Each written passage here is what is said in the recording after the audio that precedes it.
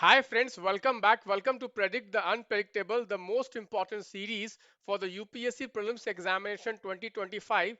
Guys, in these series of videos, I'm not only going to predict important topics and questions for the UPSC Prelims Examination, I'm going to teach you how you can integrate the PYQs in your preparation. So guys, every day I'm going to make at least one video where I'm going to teach you how you can use the PYQs. Guys, I have been telling you that UPSC prelims examination is not only about knowledge, it is about application of knowledge. It is about how you can attune yourself towards the demand of the exam. Understanding the demand of the exam is very, very important. And guys, with my expertise of cracking the UPSC prelims examination all 6 times, I'm going to help you crack the UPSC prelims examination 2025. You have to just follow this initiative. So guys, let us start with this initiative. One more thing is, guys, if you like this initiative, please do like the video, subscribe my channel and share this channel with others. So guys, today I have selected a very important topic. You can see here, Putin has visited Mongolia, brushing aside ICC warrant. So guys, I'm going to brainstorm this topic, what kind of questions you can expect from this topic. And with that, I'm going to help you link the PYQs and I'm going to teach you how exactly you should read the newspapers. Okay, guys, so let us start. So, guys, you can see here the topic here has few important issues. Guys, you all know that Ukraine Russia war is going on for the last 2 years, and the ICC, which is the International Criminal Court, has issued an arrest warrant against Putin. But the problem is that ICC does not have any enforcement body. ICC does not have its own police force. So ICC depends upon the police force of its member states to arrest those people and to bring those people to the court of ICC in The Hague. That is the bigger issue. So guys, what you have to basically prepare in this, you have to prepare the ICC, what is the mandate of ICC, what are the powers of ICC, who are the members of ICC. Okay, because in UPSC prelims examination, international bodies are very, very important. Further, you have to prepare why is Mongolia not obeying the ICC mandate?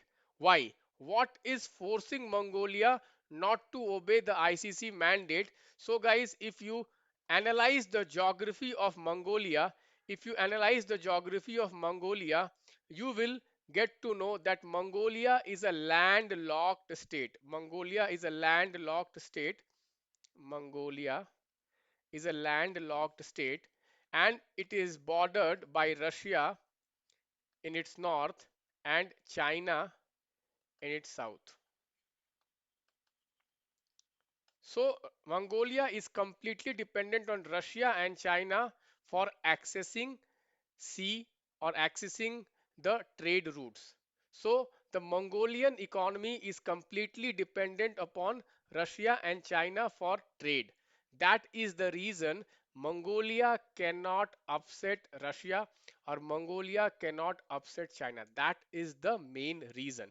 Therefore, a geography dimension also is there to this topic and many candidates will leave that. Okay, so first of all, what we have to prepare? We have to prepare the ICC, International Criminal Court. So guys, International Criminal Court is in The Hague, Netherlands, and it serves as the court of last resort for prosecuting people accused of genocides, war crimes, and crimes against humanity.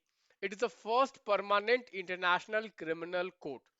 It is result of the Rome Statute. It is result of the Rome Statute, which is very, very important.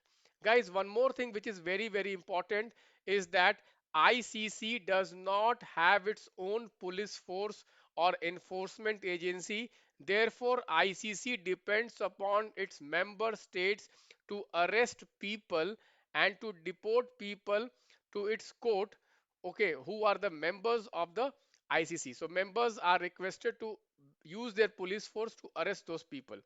But the problem is that many bigger nations like China, India, Israel, Russia, and America, they are not the members of ICC. They are not the members of ICC. One more very important aspect is many people get confused between ICC, which is International Criminal Court, and ICJ, which is International Court of Justice. Guys, ICJ is part of United Nations system, UN system, and ICC is not part of the UN system. ICC part of the Rome Statute, and ICJ is out of the UN Charter. This is very, very important. ICJ, which is International Court of Justice, takes cases where dispute between two countries are involved, whereas ICC, International Criminal Court, basically they try individuals accused of war crimes. This is the difference between ICJ and ICC. This is very, very important difference which can be asked by UPSC. The other question which I was telling you is the landlocked nature of Mongolia.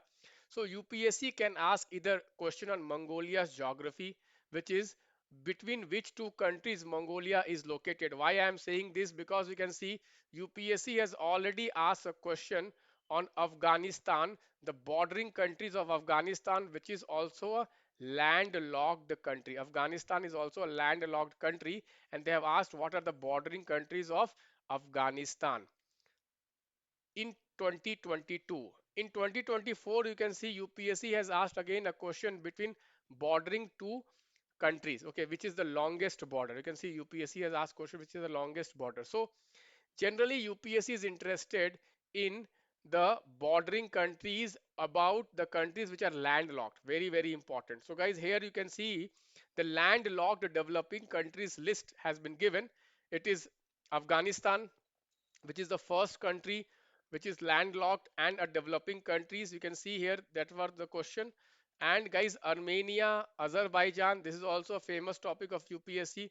Then Bhutan, then Bolivia, then Botswana, then Burkina Faso, then Burundi, then Central African Republic, then Chad, then Eswatini, then Ethiopia, then Kazakhstan, then Kyrgyzstan, then Laos, then Lesotho, Malawi, Mali, Mongolia, Nepal, Niger, North Macedonia, Paraguay, Republic of Moldova, Rwanda, South Sudan, Tajikistan, Turkmenistan, Uganda, Uzbekistan, Zambia, and Zimbabwe. These are, okay, landlocked countries. They do not have direct access to the water bodies or to the sea, and that is the reason these countries are developing countries. This means their economies are not that developed, their trade is not that developed because of the geographical disadvantage these countries have. So countries, they can be asked, okay, which of the following countries are the landlocked countries? And particularly you can see particularly the Central Asian countries, if you see, are all landlocked. You can see here Tajikistan, Turkmenistan, Uzbekistan, Kyrgyzstan, Kazakhstan. Very, very important. Then guys, Afghanistan, Mongolia. Okay, so these countries are very, very important. Even some of the African countries which are landlocked, for example, Chad, Ethiopia, okay, Malawi, Niger, etc., etc. Very, very important. You see how a simple topic of international relation is also a geography topic, Many candidates would not prepare this topic from this dimension. That is how, guys, you have to interlink the PYQs. You have to analyze why UPSC has given such kind of questions in the past, and in the future how UPSC can give similar kinds of questions. So guys, Mongolia is a landlocked country and the border between the Russia in the north and China in the south. Very, very important, and that is the reason Mongolia is completely dependent on Russia for accessing the ocean water for trade, and therefore Russia, okay, Mongolia will not abide by the ICC arrest warrant. Okay, so this is very, very important. So guys, if you like this initiative, please do like this video, share this video, subscribe my this YouTube channel, because your every like, your every okay subscription of this channel gives us motivation to make more such videos. And guys, let me tell you, all these important topics have very high probability to come in next year's prelims examination. With this, thank you guys. God bless you. Bye bye.